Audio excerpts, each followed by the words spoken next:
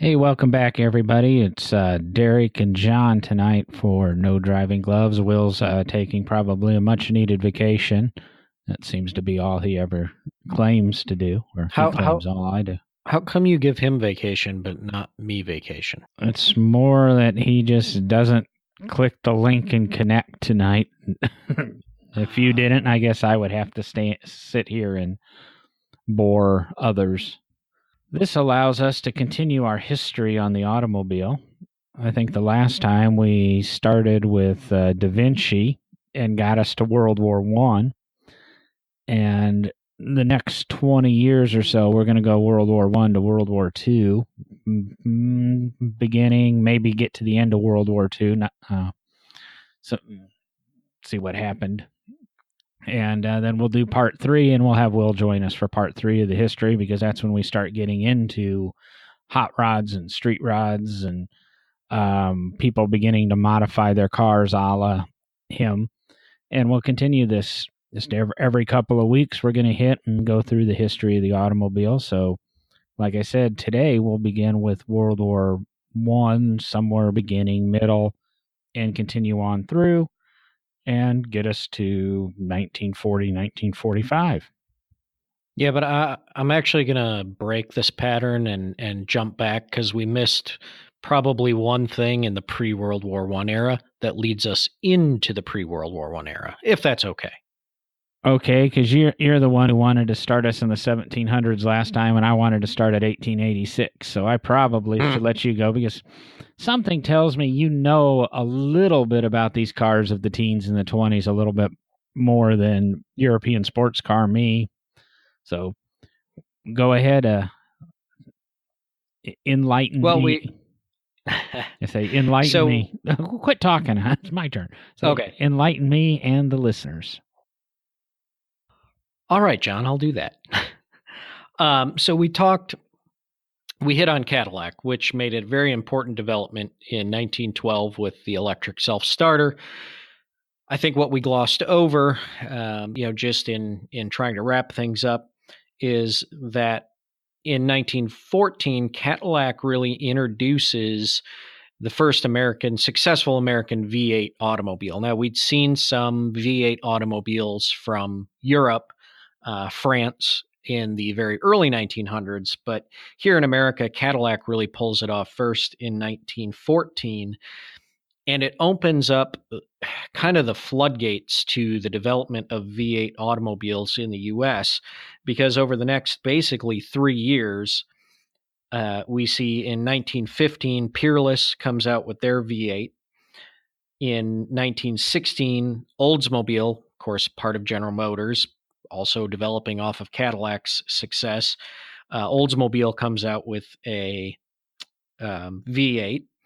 1917, little known, Chevrolet actually has a V8 in their cars in 1917. For some reason, and probably the price point, it doesn't work as well for Chevrolet, so they actually move away from it again. And in 1917, another significant development is the Lincoln Motor Car Company actually starts up. And this is, of course, Henry Leland's Lincoln Motor Car Company, not Ford's. Ford will buy Lincoln later on. But 1917, Lincoln is introduced as an all-new car, the L Series, and it comes out with a V8 engine in it. So it's kind of an extremely important time in the development of V8 history in the United States. So then that kind of 1917, 18, 19 period leads us into World War I. And as we talked about, World War I is a completely different war from any other wars we've seen, because we now have automobiles, internal combustion engines, driving machinery like cars, tanks, aircraft, all these different things. So it becomes a totally different war front, a lot of more significant damages to towns and landscapes in Europe, as well as just even more devastating injuries and bodily damages and deaths that are more horrific because of the type of equipment that is being used in the war. So that's kind of where I wanted to kind of start us off prior to World War I, just to touch on that V8 history a little bit in the U.S. Going with the V8s and does that also, we had the, Packard Twin Sixes and the Cadillac V16s and that as we start getting into the later teens and post World War I. Do you attribute that V8 technology as the beginning of the, I want to say, V shape for an engine, etc., or is there some predecessors? Why did we begin with a V8? Well, with the V8, Cadillac is looking at the French Didion Bouton engine, and they basically copy it almost to a T. You literally look at an early Didion Bouton engine from the 1910 to 13 period, and then look at a 1914 Cadillac engine, and it's basically identical. So some of it was trying to keep up with what the European front was doing, because Europe was always ahead of the US in development of the automobile, as we mentioned in the last discussion on this. And so American automobile manufacturers are always looking to Europe to kind of try to keep up. But I do believe that that really is kind of the beginning of the V technology with Cadillac. There had been some other crazy experimental engines earlier on and right around that time with like X engines and things like that. And but the V configuration proved successful in Europe, and it clearly proved successful in the United States for at least the higher end companies that could afford to put V configuration engines in their cars because they sold at a higher price point. It was still new technology. It was still expensive technology. So you didn't, as I say, with Chevy, you saw them go away from it because the price point just wasn't right for the brand name Chevrolet. But Cadillac, that was the right price point when you could introduce the V8. And then, as you say, John, later on, introduce a V16 Cadillac. And Packard in 1916, I think it was, introduced the Packard Twin Six, a V12 engine. They just called it the Twin Six. So I really think this is that time period that we have to credit, the American automobile industry really starting to understand the V configuration engine. So I would agree with you. We've now, went back and established that little bit of timeline and information on the V motors. And we obviously discussed World War I a little bit heavily in the last episode, and how the automobile and the internal combustion engine changed warfare drastically during that time period with the introduction of planes and tanks and the change in the cavalry and such. And now we'll say the war's over. People are coming home, and I don't know, are we focusing? Yes, this is collector cars, so we kind of look at the world in general, and we get into this era. 1919 kind of begins the booming 20s. Hurrah, war's over, let's party. Where does the automotive industry lead after the war? Well, I know there's a lot of new technologies that are involved that come in and play in the war. What do you think one of the most significant ones are immediately after World War I? I think personally, and we see it, and we'll talk about it when we get to World War II as well, but wars at this time drive technology, as you just said, and the benefit of World War I, even though it was not as difficult on the American auto industry as, and I don't know if difficult's the right word, but it was not as much of a burden on the auto industry as World War II will be. But they learned a lot. American automobile industry had to make sure the engines they were building, the vehicles they were building, the equipment they were building was more reliable than it had ever been.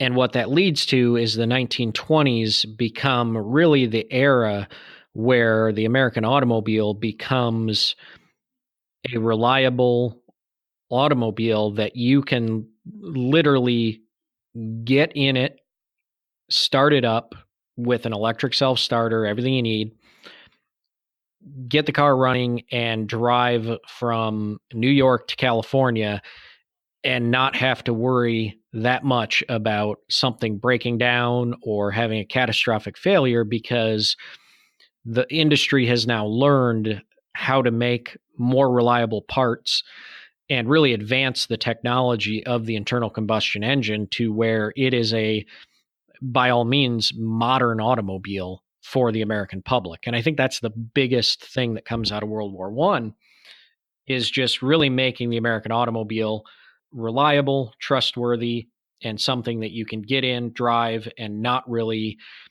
have to know as much as you had to know in the teens and 1900s, because it's very much more self-explanatory in some ways than some of the early cars had been. So that's probably the biggest technological leap that comes out at this time. And that's where I was going to allude to is we talked pre-war, all the different ideas behind automobiles, steam, electric, gasoline. And your belief is that World War I advanced the internal combustion engine and possibly was the death knell to these alternative forms of powering our vehicles. And that's when we became a petroleum dependent hobby and industry, and has lasted for basically the next 100 years until we've reached today's, electric and fuel cell vehicles. Yeah, I would definitely agree with that. It's, not the early 1920s. The electric car is almost dead. There's Detroit Electric is still holding on, and maybe a few other small ones. Well, not small ones. Some of the other big ones. By then Baker Rao Lang had merged, and they're struggling to hold on through the 20s. Stanley Steamer is struggling to hold on in the early 20s. Abner Doble comes out with the Doble steam car in the early 20s and only lasts for a year, a little over a year, that only a few are ever built because it's just a struggling industry. And yes, World War I proved the viability of the internal combustion automobile and vehicle, and it was the choice of the U.S. Army, which led to better development of it, and just showed that steam and electric were not up to what cars needed to be, especially for war. So it is that turning point. I strongly think it is the turning point in that. And now that we've basically established the power for our vehicles for the next 100 years with World War I, and I guess my belief is that the steam cars and the electric cars that hung on for the next couple of years, everything was pretty much gone by 1925, were inventors and creators still utilizing what they believed in prior to World War I. Now that the war was over, they had an opportunity to still market and push these devices. But like you said, and I've said, the world had decided we're using gasoline. Obviously, we had a lot of construction and roads were better. Fuel stations were improving. Fuel pumps were improving. The infrastructure was being laid and the groundwork in place for the gasoline-powered automobile for, again, like I said, the next century. Now that we've laid that in, where are we going? I'm going to probably just kind of let this sit and let you dictate and ask questions and poll, because you're, like I said, you're going to be much more knowledgeable on this than I. This is where things get exciting. The mid-1920s. That's because Alexander Graham Bell had the phone, and that's when we introduced the car phone? No, not at all. No. Let me handle this, John. Okay. All right. As you said, we've got basically steam and electric are dead by this point. The internal combustion engine is the way to go. Almost every major car company that's out there manufacturing cars has gone to internal combustion. And so we've seen a lot of car companies die. Yeah, we do not have near the number of automobile manufacturers in the U.S. that we had really prior to World War I, prior to, let's say, 1912. So everybody's got an internal combustion engine. Everybody's building cars that are basically boxes on wheels.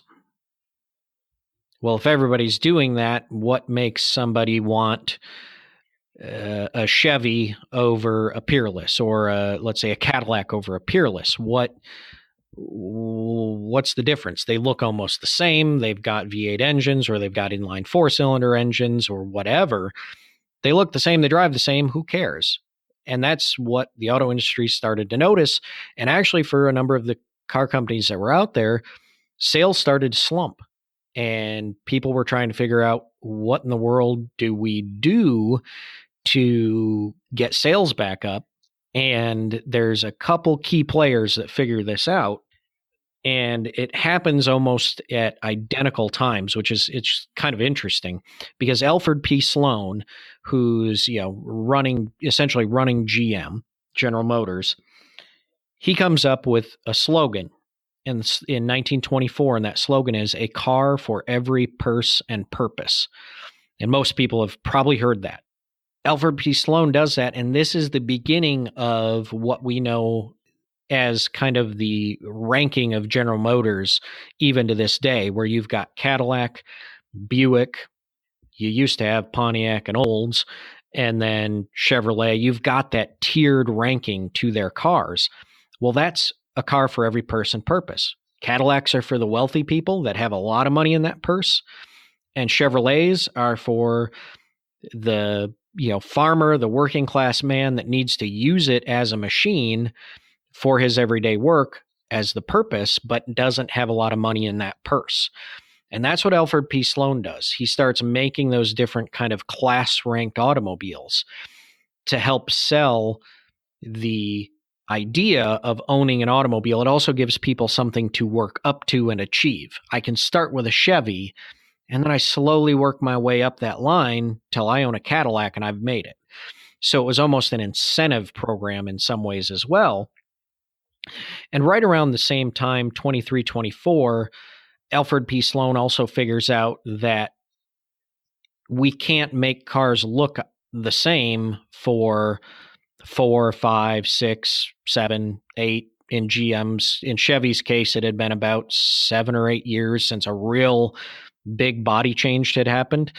And the 1923 or 24 model year looked completely different from the old one. He made a model change, and he introduced the idea of model changes. About every 3 years, back then, they do it a little differently now, but about every 3 years back then, GM would do essentially a model change and make the body style look different on the model of automobile they're putting out. And that also introduced the idea of basically used antiquated automobiles, because in 3 or 4 years, your car's not going to look like the newest one that the neighbor has. And then you're going to want to go out and buy the new one that looks nice and shows that you can keep up essentially with the Joneses, keep up with the neighbors. So Alfred P. Sloan is figuring this out. And at the same time, a gentleman down in Indiana is figuring this out as well. And that's Eric Loeb Cord, E.L. Cord, the man who would eventually own the Auburn Cord Duesenberg empire. And in 1924, as kind of the head salesman of Auburn, he figures out that the 1924 sales have slumped so bad that the company is headed basically for bankruptcy and receivership, and the company is going to go under.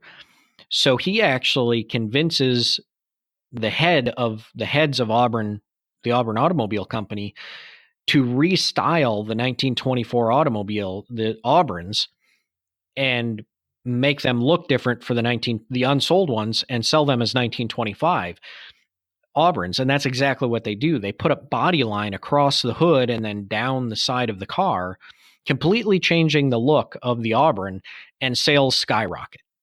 They make a new looking car and people want to buy it because it's fresh, it's new, and it's interesting. So this mid 1920s period is where we really get the introduction and idea of styling the automobile. And John, I'm betting you can probably guess where I'm going to go next in 1927. I could take a stab at it, but a lot of things happened in 27. I mean, to me, of course, I'm forgetting his name. No, there we go. Edsel Ford convinces Henry to kind of change his ways and do a radical redesign of the Model T. Is that where we're going? That is one of the two places I'm headed next. And yes, that is the one I was going to start with. I'm trying to. So yeah. I was working on number 2 there. Well, you can edit this out. You want a hint? Well, no, I don't edit anything out. It's true and honest, off-the-cuff broadcasting here. How dare you even insinuate that? Does not Chevrolet kind of do something? I guess they were a little bit more radical a couple of years before, and that's what really pushed Edsel. No, I can't figure it out. Let's just go ahead and talk about the evolution of the Model T. And it's a conversation I had this week, and maybe you can shed light on it. It's a little side road, but, Ford had the Model A, the Model B, the Model C, and became successful in 1908 with the Model T. Well, did we run out of letters? Did we have a Model U, V, W, X, Y, Z, and then had to start over with A? Or why did we go from T to A? No, that is not what happened. But as you allude to, and I think we talked about a little in the early automobile section, Ford Motor Company started in 1903 with Model A, and then they worked through what's called the alphabet series: the A, the B, the C, the A, B, C, F, K, N, R, S. There we go. Got them all. And those are the series they run through until they introduce the T. And it's said, although I don't know that we've ever really gotten any hard proof, that the missing letters are cars that were being worked on and looked at to be developed, but Henry didn't really like them, so they scrapped and went to the next letter. That's why we jump letters so much. But what happens in 1927, as John has said, is, of course, Edsel Ford convinces Henry Ford that it's time to end the Model T. We got to back up a little bit because there's a reason for that. And that goes back to 1922-23 with Alfred P. Sloan and General Motors. This introduction, everything they do in 23 and 24, right around that same time, I think it's 24, 25, Ford Motor Company, prior to that, is the number one selling automobile with the Model T in the United States. They sell more cars than anyone else. Alfred P. Sloan changes the idea of what GM's doing, and sales skyrocket for General Motors. They introduce new cars. They introduce new looking cars. They have colors. They're not just cars that are black, like the Model T was after 1914. And more Americans start buying General Motors branded vehicles, and Ford Motor Company loses the number one spot. Well, that's not good for business. And sales continue to decline no matter what Henry Ford and Ford Motor Company does. And by 1927, Ford Motor Company is actually on the verge of going bankrupt and the company shutting down completely. There's even records of different investors and companies offering to buy Ford Motor Company from Henry Ford because of how bad of shape it is in. Even though in 1926, Ford Motor Company introduces colors to the Model T line. So in 26, 27, you could actually get a Model T in color rather than black. It doesn't help. It doesn't really sell the cars any better than it had been, because essentially underneath that body, the car is still really a 1909 Ford Model T. Not a lot has changed technologically. It's very similar to what he introduced in 1909. And Edsel finally proves to his dad that he knows what he's doing. And he successfully changes Henry's mind and convinces him to build a new automobile. Now, if you look at a Model A's nickname is the Baby Lincoln. And that's how Edsel convinced Henry. Edsel had done so well with the Lincoln Motor Car Company after Ford bought it from Henry Leland that Henry started to see that Edsel could make a car company run right and do good things. But Edsel also noticed that they couldn't just go to the next model letter because it wouldn't show that the car had changed so drastically. So Edsel's idea is we call it the Model A because Ford Motor Company is starting over. We're having a rebirth of our automobile. We're going back and starting all over with Model A. And that's why they call it the Model A. That is the reason. And it changes the company immensely. Sales skyrocket again, although they never really catch up to General Motors in automobile sales. Truck sales are another thing. But it at least saves the company. And from 1928 until 1931, Ford Motor Company builds the Model A Ford that most people know today as a Model A. They don't really know the 1903 version. And it's a major change. Ford Motor Company is saved, and we get some really great things coming out of Ford Motor Company right after that 1931 year, moving into 32.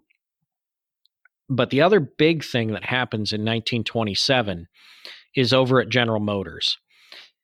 And General Motors does something very interesting. They're working on the every car for every purse and purpose slogan. They're still following that. And they decide they need a new car. They need another kind of mid-range car just below the Cadillac. And they want to introduce a car called the LaSalle. And they find a young stylist, automobile stylist, kind of coach builder out in California working at one of the Cadillac dealerships out there, Cadillac dealership called Don Lee Cadillac in California, Los Angeles area. The young man's name is Harley Earl. And they love the work he's doing with rebodying Cadillacs out at the Don Lee Cadillac for some of the big movie stars.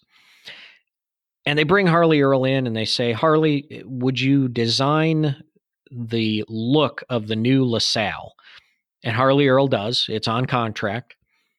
He designs it. It's a hit.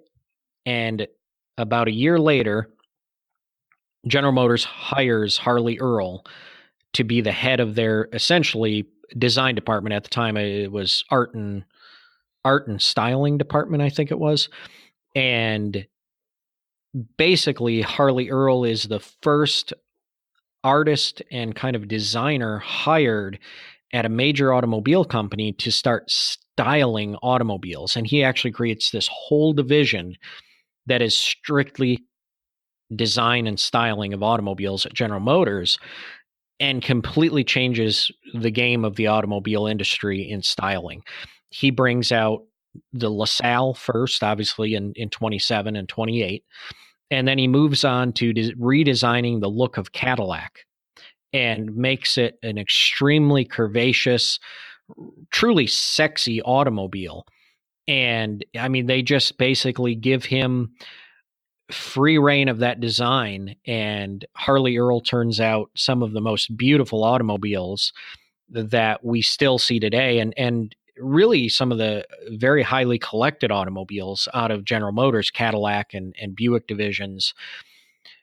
They come from Harley Earl, and a good friend of mine in the museum industry, Leslie Kendall, out at the Peterson, he's chief historian at the Peterson, has a great saying, and I'll paraphrase it because I don't remember the exact quote, but it's basically along the lines of Harley Earl is the most collected automobile designer in the world that no one knows about, because Harley Earl touched so many car designs at General Motors, and no one really understands that they have a car in their collection that's designed by Harley Earl. Because you have to understand, this is the man in 1927 that introduces the LaSalle, and in 1953 introduces the Corvette.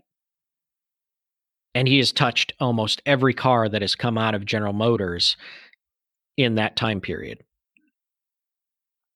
So Harley Earl in 1927 is probably one of the biggest changes for the American auto industry that we'll see come out of the 1920s that affects automobile design really up until today. But the man is in the industry until really the 1960s and still influences it even after he retires. And I think we talked a little bit in the pre-show on, cars always carried that buggy-ish look from the inception of the car to Model T into the Model A and such. And yes, Harley Earl comes in 27 and starts making changes, but I think it takes, a decade or so, and all of a sudden we start getting, heavily stylized cars. You had mentioned EL Cord, and of course you get the coffin nose, Cord 810 and 812, which was radically different than the L29 Cord. And you start getting but even the Cord was still front fenders separated from the hood and engine compartment, and, running boards and spare tire on the fenders and such. And I think you start seeing Harley getting more and more aggressive with his styling as we approach World War II. And then, of course, we're going to jump here and we'll cover episode in the future. After World War II, I know you touched on his influence on the Corvette and, things like that. After 1945, people wanted new, they wanted different, they wanted change. Or, there was a lot of money, a lot of people coming home, a lot of different thinking and styles, and all of a sudden, a bunch of 20-year-olds and 22-year-olds, ecstatic that the war was over, that they were alive, they had decent GI Bills and money in their pockets, new families, and he just came in at a right time and people saw it, and he probably falls into definitely one of the most influential people in all of automobile history. I mean, Henry Ford put us on wheels, Harley Earl gave us some of the cool stuff we have today. We can throw in some of the designers from overseas and such, but I will agree with you that he made the difference. He made cars what cars are up into today. I think if you go and you talk to, you could ask Will, you could ask Chip Foose, you could ask Troy Trepanier, the hot rod builders, you could, Boyd Coddington, they all were probably influenced by Harley, because he proved that you could, do some cool stuff. And he was a rebel, and the people that followed him, Chuck Jordan and such that stayed at General Motors, they were all rebels, and they all pushed the boundaries and didn't necessarily conform. And I think it's a good thing that they were this solid Type A personality and buck the trend, I guess. Yeah, totally agree that it is, again, that 1920s into that 30s period with someone like Harley Earl in the industry.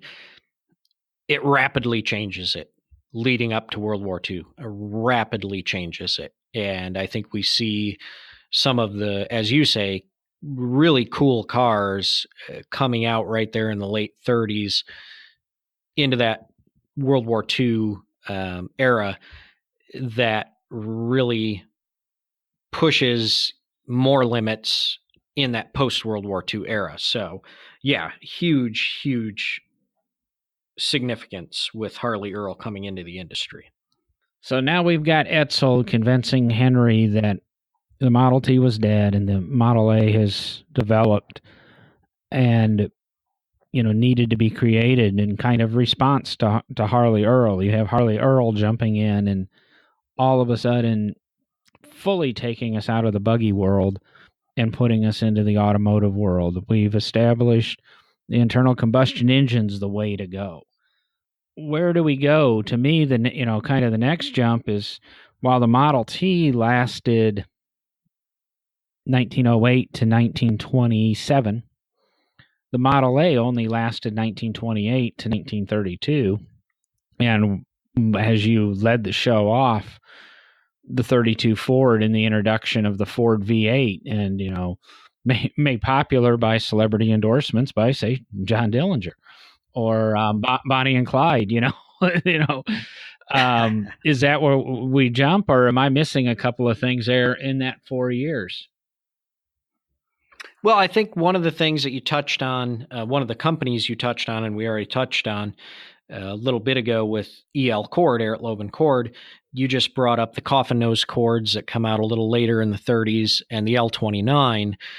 In 1929, Cord introduces the L29, and it is the first successful American front-wheel drive automobile. So we see the technology of front-wheel drive developing in the pre-World War I era. Most people think it doesn't come out, true front-wheel drive doesn't come out until the Olds Tornado in the 1960s.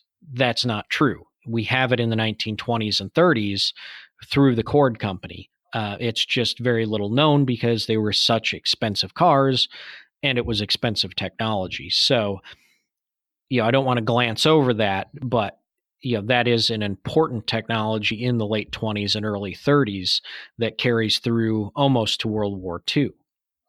And because I always like to interject with this stupid stuff, Cord also was one of the few American cars that utilized that Preselector transmission I've alluded to in the past. I'm not sure if it was actually on the L29, but on the 810 and the 812, it had the Preselector, allowing you to choose a gear before you needed it.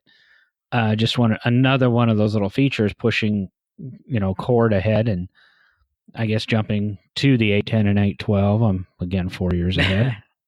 First introduction of the pop-up headlamps. I mean, he is for short-lived as the Auburn Cord Duesenberg company was.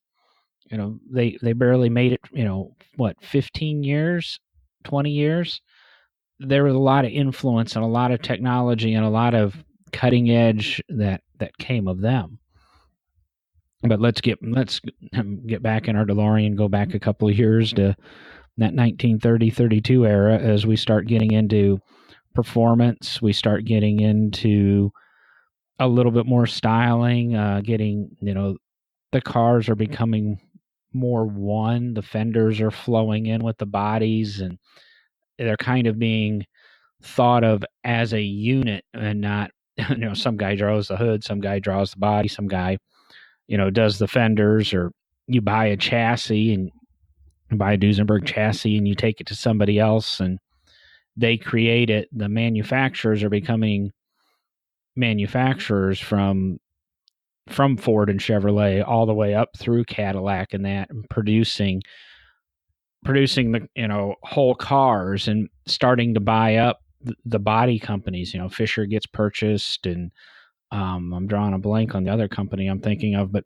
the body companies that used to do the aftermarket bodies, it kind of like, I like to bring things to modern terms, is AMG used to be a tuner house separate from Mercedes, and eventually they did stuff so well, Mercedes ended up buying them and bringing them in house, and that's what General Motors did with body companies. That's what Chrysler did. Ford always kind of had everything in house with themselves, but we start seeing the mergers of the companies, the smaller guys going by the wayside. But I guess also by 1930, thinking it through, we've established our big three: Chrysler, Dodge, Plymouth, DeSoto were kind of one company.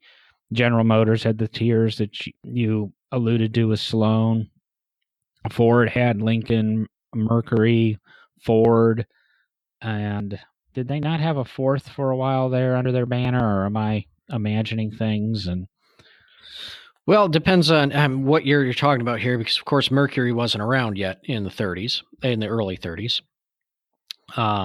But really in 1932, when we see Ford bring out the V8, the Ford flathead V8, it's really just Ford and Lincoln at the time.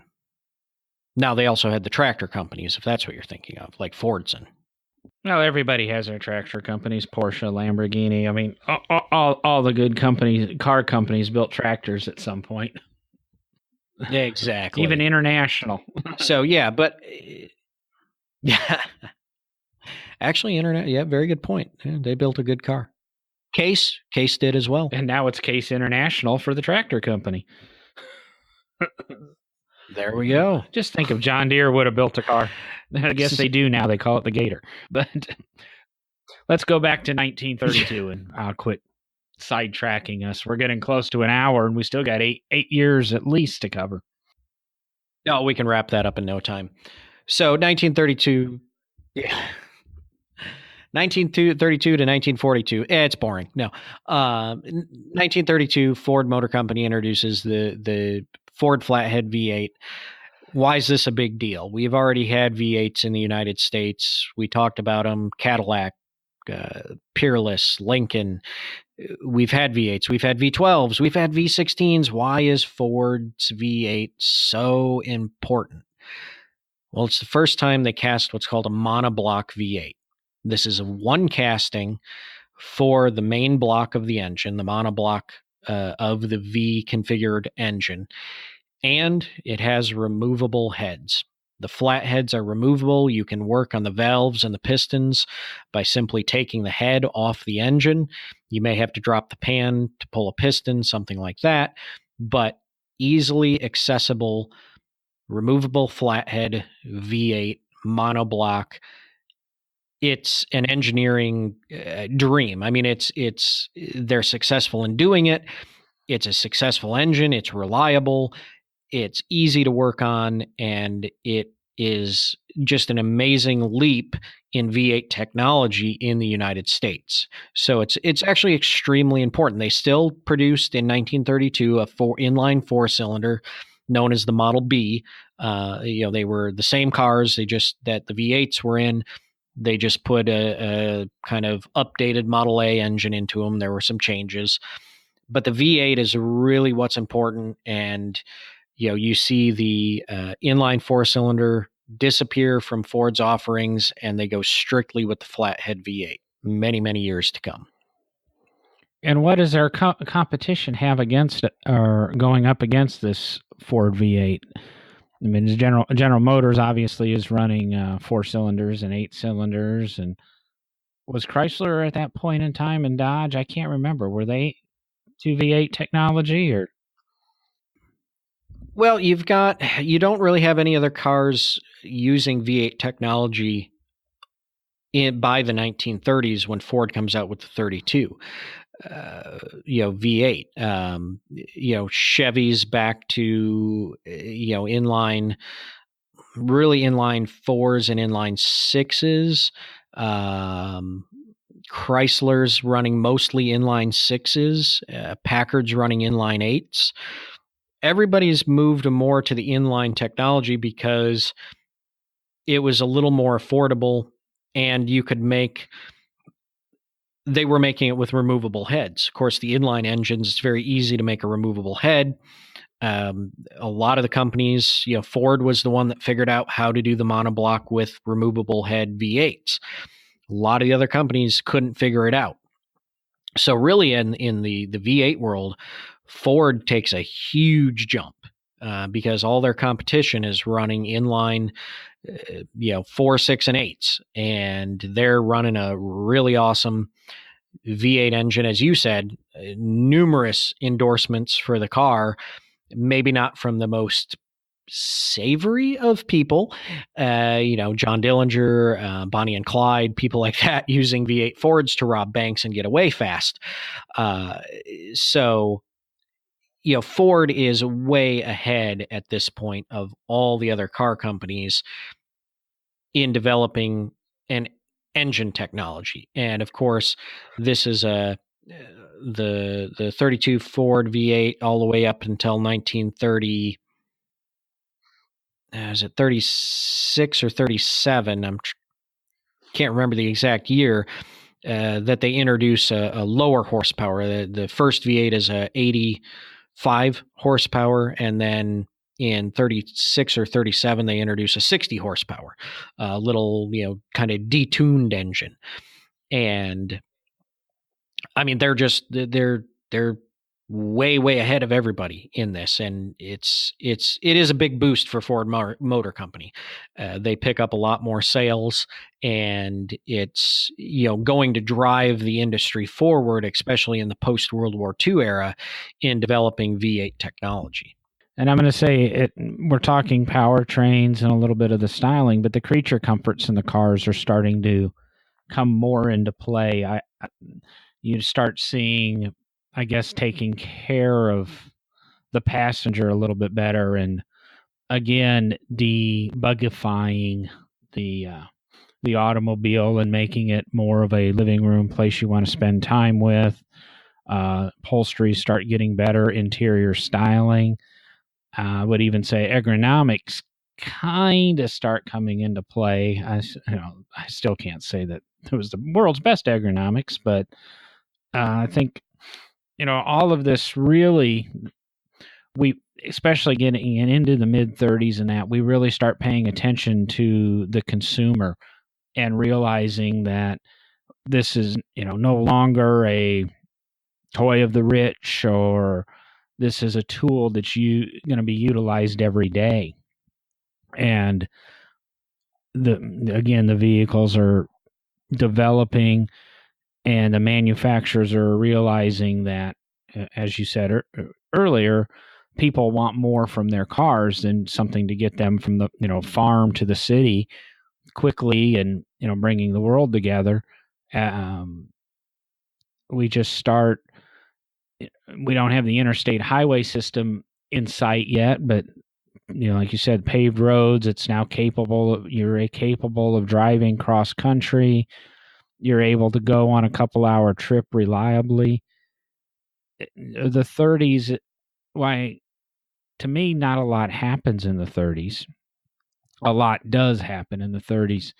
It gets, interrupted by World War II, which I think World War II, as I said a little bit earlier, and we'll cover in the next episode, is probably one of the best things that could have happened for the automobile. While it shut down production for a couple of years, and that, the technology and what people wanted immediately after World War II, what was developed and created in World War II, all of that filtered through to the automobile.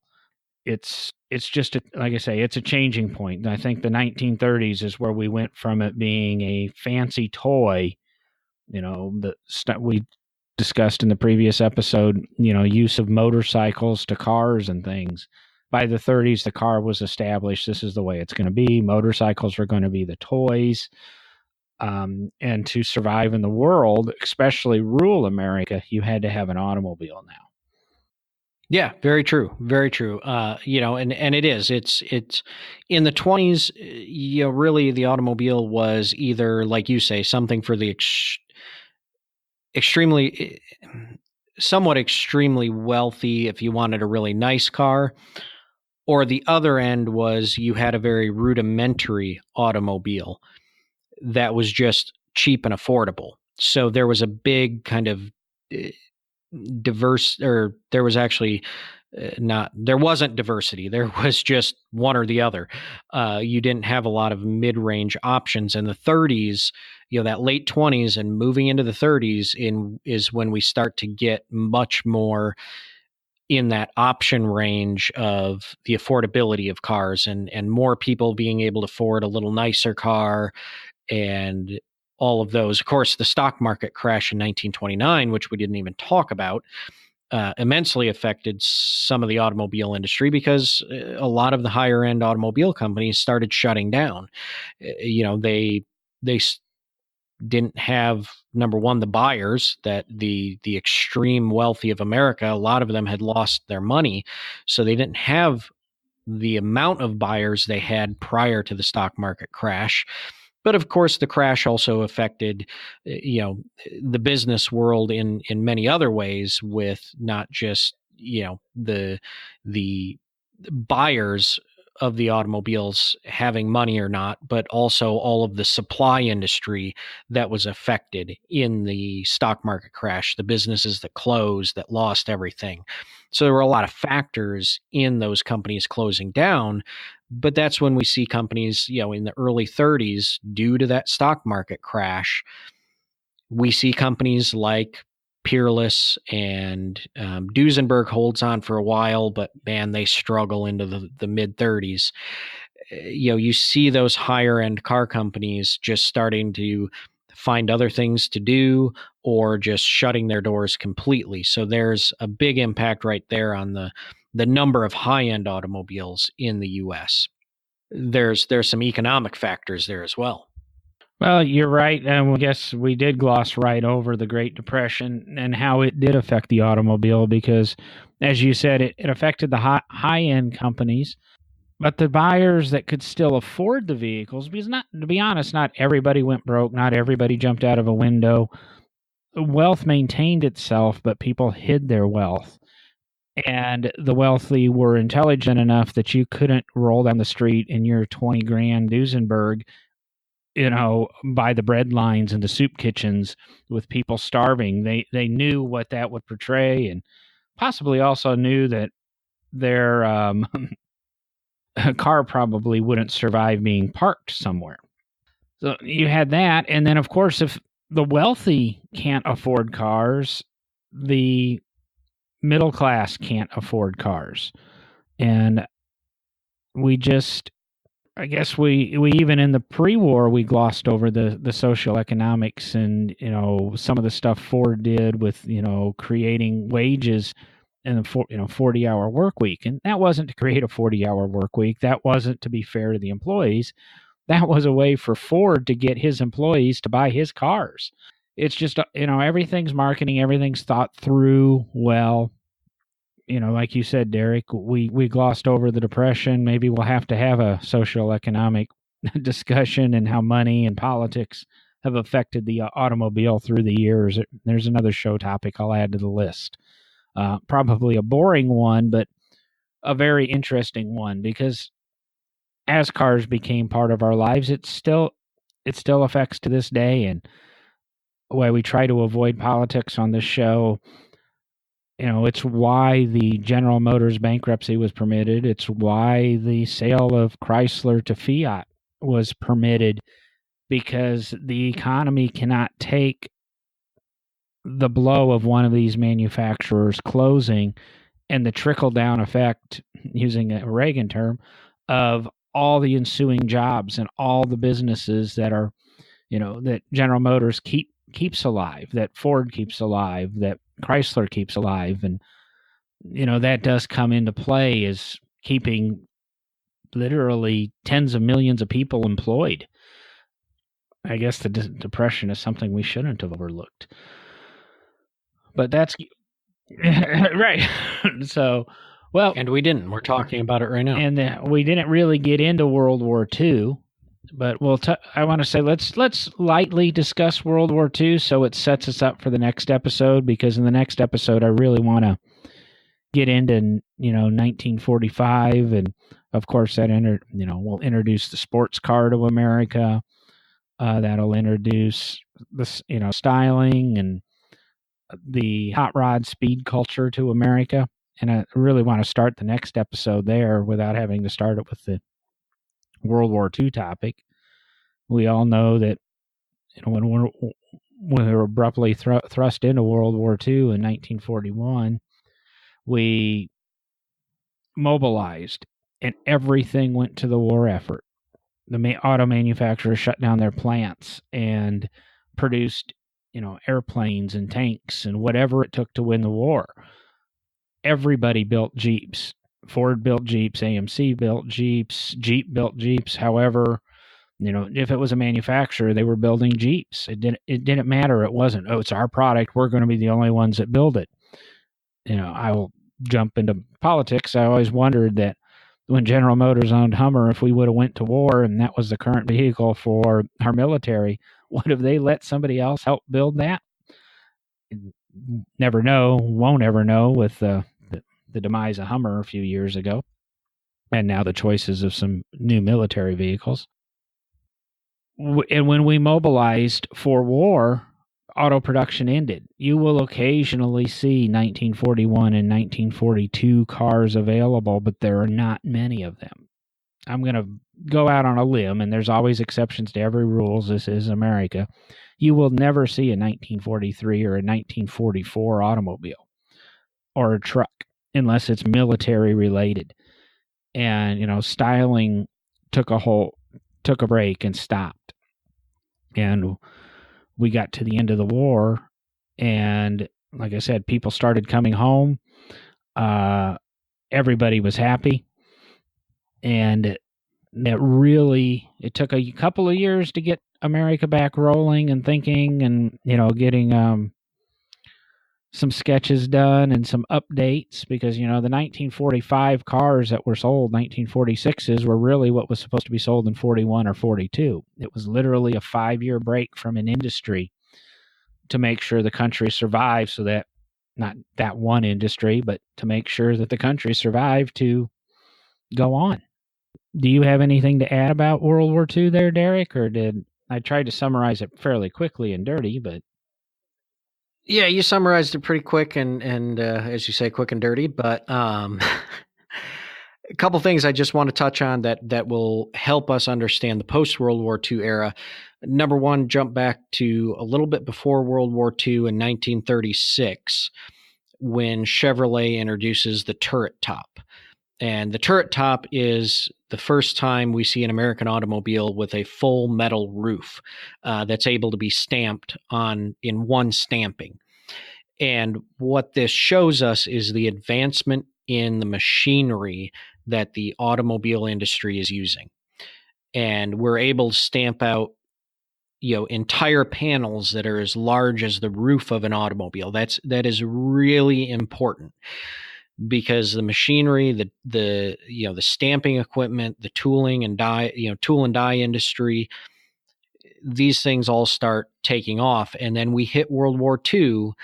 As John says, 1942, there's basically the government shuts down production of a lot of things, not just the automobile industry, but a lot of industries. The automobile industry is probably most notable, and obviously what's most important for us to talk about. But the government steps in and tells all of those factories what they're going to be building, how they're going to retool, or how they're going to revamp their equipment to build what needs to be built. Oh, and by the way, while you're doing that, we're sending a bunch of our 18 to, let's say, 28 to 32-year-old boys and men over to war, and we want to do everything we can to bring them home. So your standards have to be brought up as well for safety and quality of your products. So government kind of standards and quality affects the way the machinery is being built, as well as the quality of the product coming out of those factories, so that the GIs that are fighting World War II are safe as well, or as safe as we can make them be with the technology we have at the time. And I want to get that out there because that is a big factor in the auto industry post World War II. You got to we have to remember those kind of government essentially requirements on certain qualities being met with the equipment being built. So that is extremely, extremely important. I'm going to go ahead and add to that because I'm sure I'm going to hear about it from our female listeners, and that we're all of a sudden sending, like Derek said, everybody really 17 to 30 years old over to fight a war. And the women then were asked to step up to these traditionally men roles in the factory. And that's where we get Rosie the Riveters, and that again changes. We're talking a little bit more World War II than we are talking cars here, but maybe that's why all of a sudden we have a little, again, post-war, we had women more involved with the cars, and you had them wanting to get a little bit dirty. And I think that after World War II, women are more mechanical, more car-ish than they definitely were before. Maybe that's just me. Maybe me trying to be not sexist just turned sexist, but I apologize. But I just wanted to throw out that we owe them for the continuation of everything there.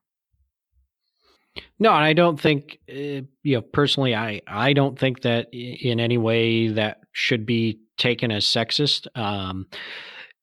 There have always been women interested in the automobile from the very earliest days. I mean, Bertha Benz, Carl Benz's wife, drove the Benz patent motor wagon basically on its first test drive because she was so tired of him not doing anything with it. Sounds familiar. Sorry, I digress. But and even some of the early cross-country automobile trips, there were women that did it. I mean, there have always been women interested, but the fact that we sent our men off to war and the women stepped up in this country to make sure that their loved ones, their husbands, their brothers, their fathers, their whoever was over there fighting, had the equipment they needed, had the support they needed from home. It did increase the interest of a lot of those women in getting involved in those type of manufacturing and industrial jobs. They proved that they could do it.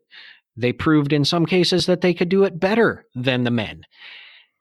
And when the men came home, they had a hard time getting jobs back. And I think it was, although obviously war is horrible for any country, for in any situation, war is not a good thing.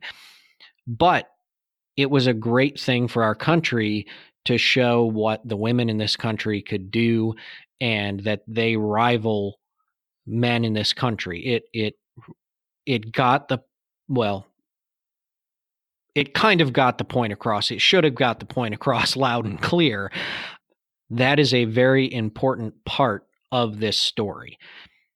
So I completely agree with you, John. I mean, this is a major, even somewhat cultural shift in America. We talk, we say we glanced over the economy and all of that. Well, here's a cultural change that we don't want to gloss over either.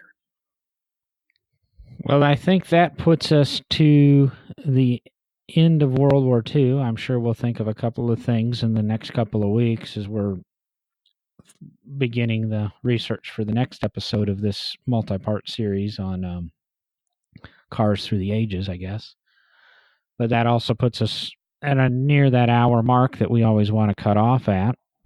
Do you have anything that we didn't touch on? I know you added in the turret top Chevrolet. I know you had a ton of notes for tonight. We actually kind of prepped for this episode. But anything you need to add to this, Derek, or do we revisit a little bit later? Or I'm sure there's some things we glossed over and didn't hit. I mean, we tried to hit the most important parts that we could think of. I can't think of anything else right off the top of my head, but 10 minutes from now, after we're done recording, I'll think of a few things. Okay, so it'll be just like normal.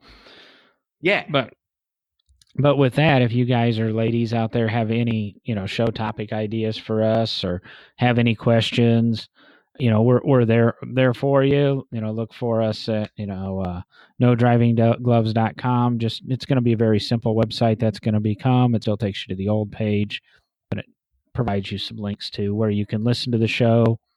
Look us up on Apple Podcasts, Google Play Store, Stitcher. We're trying to be anywhere. If you try to find us on your podcast catcher or something and you don't see us, send us a note. nodrivinggloves@gmail.com. It's really simple. Just give us some feedback. Let us know. Give us show topic ideas. Like us on Facebook. That's where we're most active. We do some Instagram stuff also. No Driving Gloves. And it's all one word. There's no spaces in it. So check us out there. And with that, I'm going to wrap up for the week. And thank you all for listening. Talk to you in a week. Have a good one.